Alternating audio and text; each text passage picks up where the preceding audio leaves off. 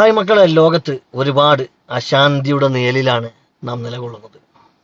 ഇസ്രയേലും ഇറാനും ഒരു ഭാഗത്ത്, യുക്രൈനും റഷ്യയും മറുഭാഗത്ത്, ഫലസ്തീനും ഇസ്രയേലും വേറൊരു ഭാഗത്ത്.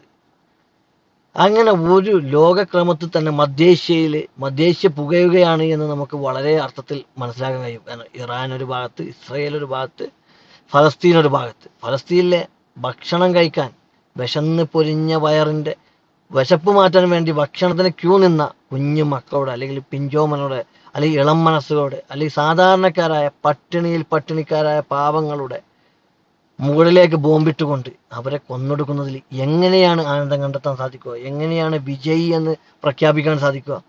കൂടുതൽ ആളുകളെ കൊല്ലുന്നതാണോ യുദ്ധത്തിലെ വിജയത്തിന്റെ അടിസ്ഥാനം? സത്യത്തിൽ യുദ്ധത്തിൽ വിജയമുണ്ടോ? യുദ്ധത്തിൽ പരാജയമുണ്ടോ? എന്തിനു വേണ്ടിയിട്ടാണ് ഈ യുദ്ധങ്ങളൊക്കെ നടത്തുന്നത്? ഫലസ്തീനിൽ ഇസ്രയേൽ വന്ന് ഒരു ദിവസം ബോംബിടുകയാണ്, ഒരു 4-5 ദിവസം മുമ്പ്. എന്തിന്റെ പേരിലായിരുന്നു? ഇതേ ഒരു ചരിത്രമല്ലേ ഇറാഖിൽ നമ്മൾ മുമ്പ് കണ്ടത്? അമേരിക്ക യുദ്ധം പ്രഖ്യാപിക്കുന്നു, ആണവായുധമുണ്ട് എന്ന് ആരോപിക്കുന്നു, യുദ്ധം പ്രഖ്യാപിക്കുന്നു.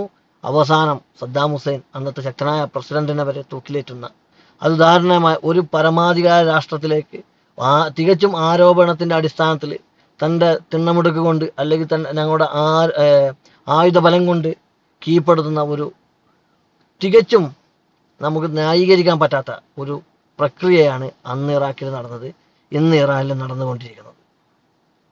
യുദ്ധം ഒരാൾക്കും ശാന്തിയും സമാധാനവും നൽകില്ല. നിങ്ങൾ നോക്കൂ, ഇസ്രായേൽ ഫസ്റ്റ് ഇറാൻ ആക്രമിച്ചു. ഇപ്പൊ ഇസ്രായേലിലെ ജനങ്ങൾക്ക് സ്വസ്ഥമായി ഉറങ്ങാൻ സാധിക്കുന്നുണ്ടോ? ഇല്ലല്ലോ. അതാണ് ഞാൻ പറഞ്ഞത്, യുദ്ധം എല്ലാവരുടെയും ശാന്തിയും സമാധാനവും കെടുത്തും, അശാന്തത പകർത്തും, ഒരുപാട് നാശനഷ്ടങ്ങൾ അവിടെ വരുത്തി വെക്കും. ഇസ്രായേലിലെ വീട് നഷ്ടപ്പെട്ടവരില്ലേ? ബിൽഡിംഗ് നഷ്ടപ്പെട്ടവരില്ലേ? ഇറാനിലുമുണ്ട്. ഇറാനിൽ 100 ബിൽഡിംഗ് ഉണ്ടെങ്കിൽ ഇസ്രായേൽ 10 ആണെങ്കിലും 10 പേർക്ക്, അല്ലെങ്കിൽ 10 കുടുംബങ്ങളുടെ വീട് ഇസ്രായേൽ നഷ്ടപ്പെട്ടില്ലേ? അപ്പം ശാന്തി സമാധാനം ഇരുഭാഗത്തും നഷ്ടപ്പെട്ടില്ലേ?